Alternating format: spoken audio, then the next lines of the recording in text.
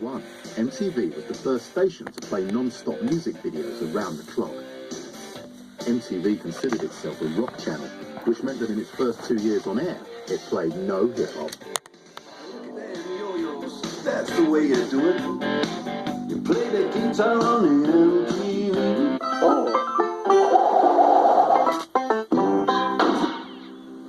You ain't gonna believe this place. Word. Hip-hop's exclusion ended with the arrival of Run DMC. Hey, this is a rock and roll museum. You guys don't belong in here.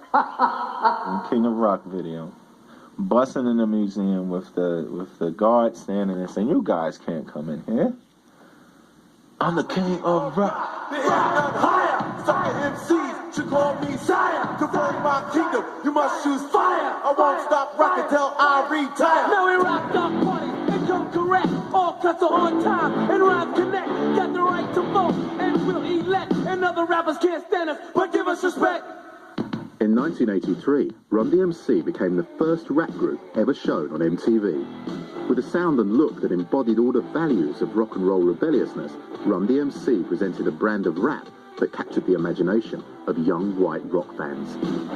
Rock and roll white kids loved this. We played so many rock and roll clubs back in 82, 83, and 84. It was ridiculous. Long-haired white kids, cut-off jeans, drunk, and white, those clubs, we played those, and they loved it because it was like rock.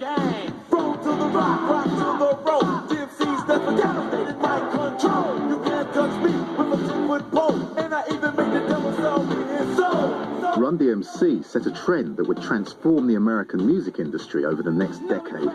Hip-hop would become the new rock and roll, crossing over from inner-city black communities into white suburban homes. We do something that's crazy, and that video symbolizes it. And that video also symbolizes ain't nobody gonna stop. Even if we didn't get on MTV at the time, that video symbolized somebody was gonna do it. It was showing we here to stay and ain't nobody moving us out. That's all I said, we're getting better. There's no one chiller. It's not Michael Jackson, and this is not Thriller.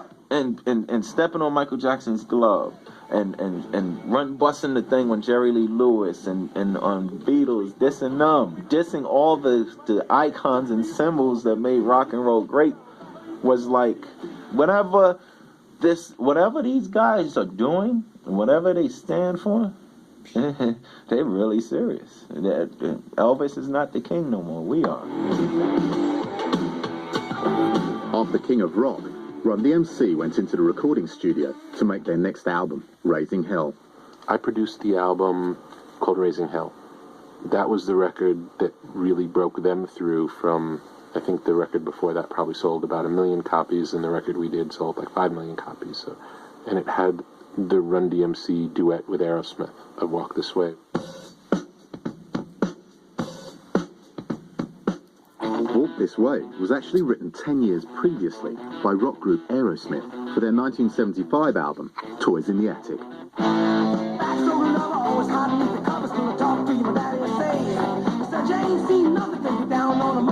Run DMC had been using the record's instrumental break to rap over for years, but what producer Rick Rubin now had in mind was far more ambitious, a re-recording of the original song that would bring Aerosmith into the studio with Run DMC. And they were familiar with the intro to the song because of the beat. Boom, da, ba-boom, boom, da, boom, boom, which they used to rap over, and Jam Master Jay would cut the intro, but none of them had ever heard the actual song. All they knew was that intro drum beat. Now, understand, me and Ren never heard the record past the drum beat. Since 1978. It's 1985 going on 86, we making this. Never heard those vocals. Put it on, it was the scariest moment of our life. Let it play. All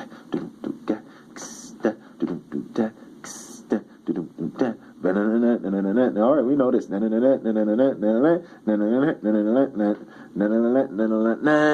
there on that chord right there, Jay supposed to cut the drum beat back in, but we let it play. Now there's a backseat leopard in the private. We call on the phone, yo, this is hillbilly gibberish bullshit, and you're trying to ruin Run DMC. We dope, Cold Crush gonna laugh for this. All the niggas gonna laugh for this. Excuse my French, but all the homies, everybody's gonna laugh for this. It was met with some question at first, but then they listened to it and wrote all the words down and started thinking, we can do this. Let's do this.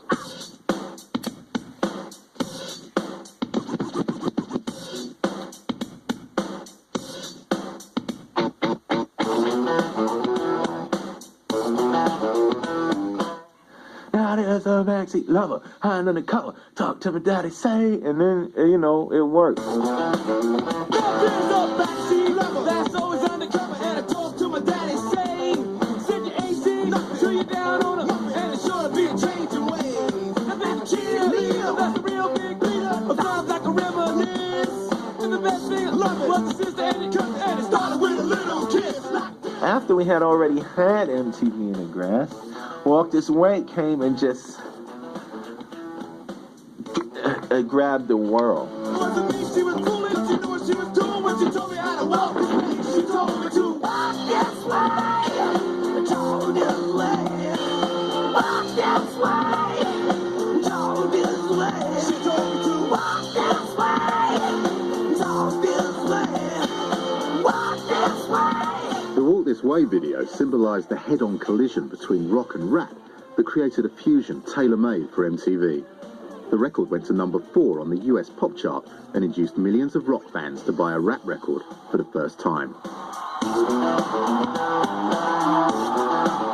I think it was important in that it really brought it to the mainstream, and it showed people that rap was music, and it allowed hip-hop into homes where it had never been before. Walk This Way would become MTV's most requested music video.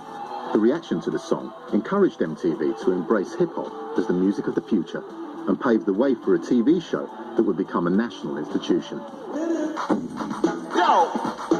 Created as a daily show dedicated to hip-hop, Yo!